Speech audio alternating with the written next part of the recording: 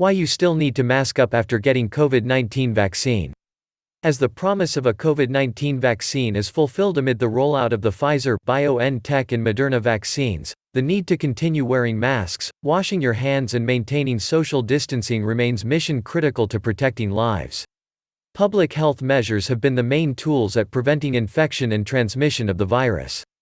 Wearing a face mask can reduce an individual's risk of infection by 70%.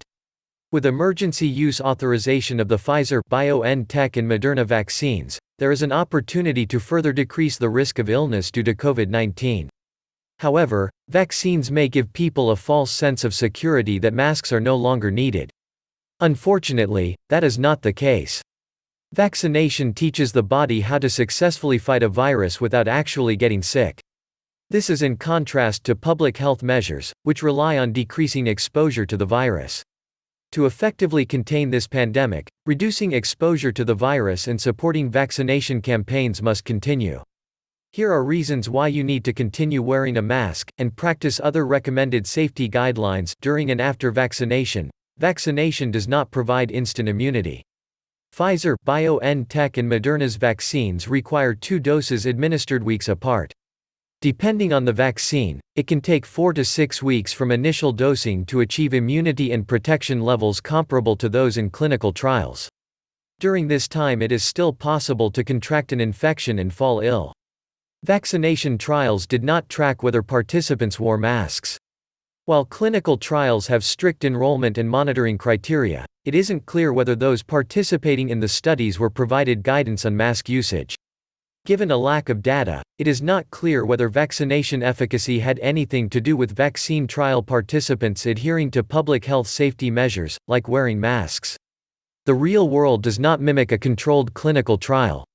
Factors such as how the vaccine is stored, transported, administered, and the medical health of an individual can determine real-world effectiveness of the vaccine. Clinical trials evaluated healthy individuals with stable pre-existing diseases. As mass vaccination campaigns ensue, operational logistics along with an individual's unique medical conditions may affect overall immunity levels. The herd immunity threshold for COVID-19 is unknown. Herd immunity occurs when enough of the population is exposed to the virus, typically through vaccination, and limits the ability of the virus to spread. The percentage of population requiring immunization to achieve herd immunity varies by disease. For example, with measles, 95% of the population needs to be vaccinated in order to limit spread. According to the Centers for Disease Control and Prevention, the herd immunity threshold for COVID-19 has yet to be established. The duration of vaccine immunity is unknown.